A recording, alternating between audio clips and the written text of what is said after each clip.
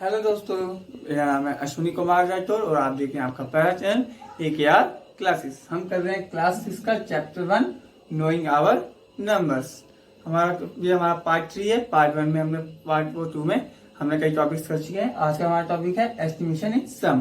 Part 1 और part 2 देखने के लिए आप प्ले लिस्ट पे चाहिए। आज जो क्या है हमारा एस्टिमेशन इन सम, मतलब सम एस्टिमेशन में पढ़ा था क्या होता है, एक तरह से अंदाजा लगाना तो कि इसके आसपास होगा, इसके आसपास होगा।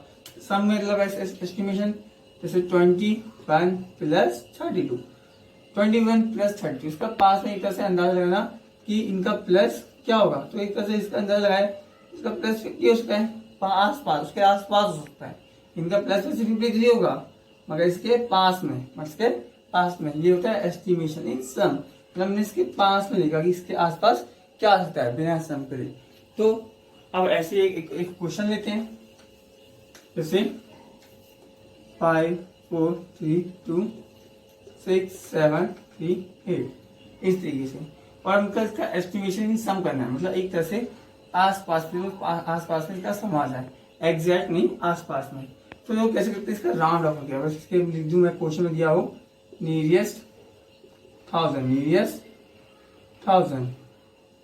तो क्या है 1 10 100 1000 5 क्या है 4, तो ये क्या हो जाएगा 5000, क्या हो जाएगा 5000।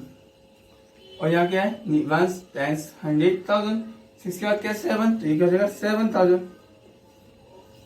5000 प्लस 7000 12,000, क्या हो जाएगा 12,000।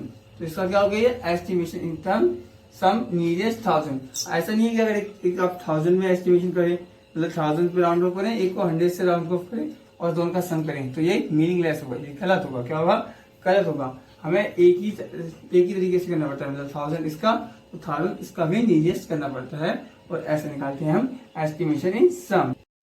अब हम करेंगे नेक्स्ट टॉपिक। हमने कर लिया एस्टिमेशन इन सम, अब करेंगे एस्टिमेशन इन डिफरेंस, मतलब डिफरेंस में एस्टिमेशन करना। इसे एक एग्जांपल लेते हैं, 5 7 6 4 -4 3 2। यहाँ पर एक तरह से आपको अंदाजा लगाना पड़ता है कि किसका हम एस्टिमेट करेंगे, 1000 से 100 से। जैसे अगर हम 1000 से एस्टिमेशन करें तो 1 10 100,000, 5 क्या है 7 6000। ये क्या है 1 10 100,000 है नहीं, ये तो 0, तो इसका राउंड ऑफ क्या हो जाएगा 0, और इनका माइनस करेंगे तो क्या आएगा 6000 ही आएगा, 6000 होगा। मगर ये मीनिंगलेस है क्योंकि इधर कोई नंबर है नहीं, ये 1000 तक है ही नहीं, तो ये गलत है। इसे ऐसे ही नहीं किया, आप खुद देखना पड़ेगा कि कैसे हम एस्टिमेशन किधर तक एस्टिमेशन करें। तो देखिए 100 तक है, तो 100 तक एस्टिमेशन करना चाहिए मैक्सिमम हमारे को। तो 1 10 100 तक मैक्सिमम करेंगे, कहाँ करेंगे 100 तक। तो आपको ऐसे अंदाजा लगाना पड़ेगा, सोचना पड़ेगा आपको खुद कि कहाँ तक एस्टिमेशन हम करें। तो 100 तक एस्टिमेशन करेंगे, इधर भी 100 तक एस्टिमेशन करेंगे।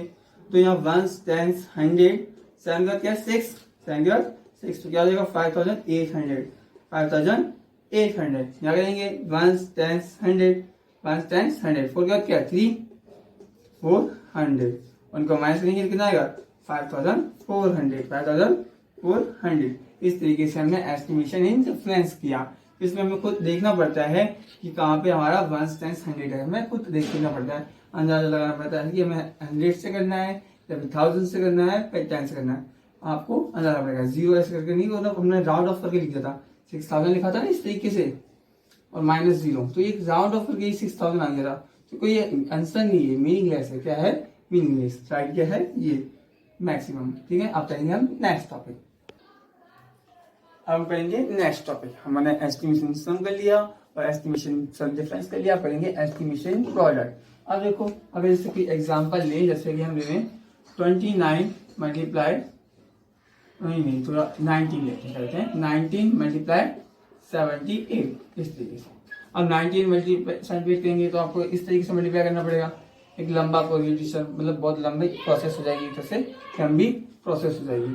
तो इसकी राउंड ऑफ करके करना पड़ेगा एस्टिमेशन, मतलब एस्टिमेशन प्रोडक्ट राउंड ऑफ करके। तो 19 है, इसके 19 के पास में क्या है 20, क्या है 20, इसका राउंड ऑफ क्या होगा 20, और 78 का क्या होगा 80। और आप जानते हो 2 8 जा 16, 1 0 इसका 1 0 इसका, ये होता है हमारा एस्टिमेशन प्रोडक्ट, मतलब उसके आस पास में आ जाना, इसका कहते हैं एस्टिमेशन प्रोडक्ट। मतलब पास में राउंड ऑफ किया, फिर दोनों को प्रोडक्ट कर दिया, इस तरीके से हमने एस्टिमेशन प्रोडक्ट किया। हमने क्या क्या सीखा, estimation in sum, estimation in difference and estimation in product. I hope आपको तीनों एस्टिमेशन समझ आए होंगे, सम में भी, डिफरेंस में भी, प्रोडक्ट में। अब हम करेंगे नेक्स्ट टॉपिक, क्या करेंगे, यूजिंग ब्रैकेट। ब्रैकेट का यूज करना, जैसे कि हम सिंपल कैलकुलेशन लेते हैं 6 मल्टीप्लाई 10 प्लस 7 मल्टीप्लाई 10, इस तरीके से।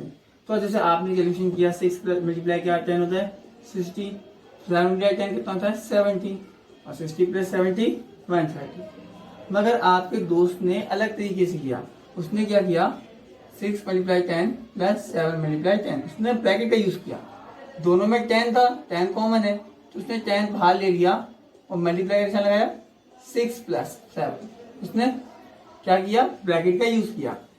10 था, बाहर लिया, दोनों में कॉमन, तो बाहर लेंगे तो ब्रैकेट में मल्टीप्लाई लगाते हैं, और क्या हुआ बीच में प्लस, तो 6 प्लस 7। तो आपके दोस्त ने ये तरीका इस्तेमाल किया, और 6 प्लस 7 क्या होता है 13, और 13 कितना होगा 130, कितना होगा 130।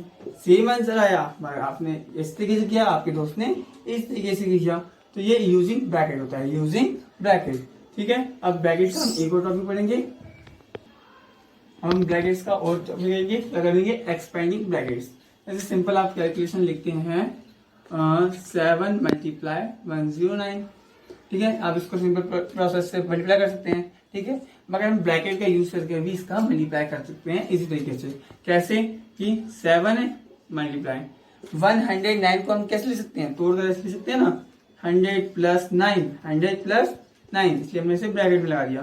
फिर हमने इसे क्या लिख दिया, तोड़ के लिख दिया ना, तो इसे ब्रैकेट में लगा दिया, ब्रैकेट में लगा दिया, तो इसे कहते हैं एक्सपेंडिंग ब्रैकेट। अब देखो 7 मल्टीप्लाई 100 है, 7 को एक बार इससे मल्टीप्लाई कीजिए, 7 मल्टीप्लाई 100, क्या है बीच में निशान प्लस, प्लस लगाइए, और फिर 7 को 9 से मल्टीप्लाई कीजिए, 7 मल्टीप्लाई 9, 7 मल्टीप्लाई 100 क्या होगा 700, और 7 मल्टीप्लाई 9 63, तो प्लस क्या आया 763। तो एक बार इससे किया, एक बार इससे मल्टीप्लिकेशन किया, तो ये क्या था हमारा एक्सपेंडिंग ब्रैकेट, जिसमें हमने पहले 109 को तोड़ दिया, और इस तरीके से हमने 7 को 100 से किया, फिर 7 को 9 से किया, हमारा 700 प्लस 63 आ गया 763। हम इससे मल्टीप्लाई कर भी सकते थे, ठीक है, मगर ये हमारा तरीका क्या था, एक्सपेंडिंग ब्रैकेट का, एक्सपेंडिंग ब्रैकेट का, एक्सपेंडिंग ब्रैकेट का। आई होप आपको सब समझ आया होगा। अगर आपको समझ आया तो प्लीज वीडियो को लाइक कीजिएगा एंड मेरे चैनल को सब्सक्राइब कीजिएगा। Thank you.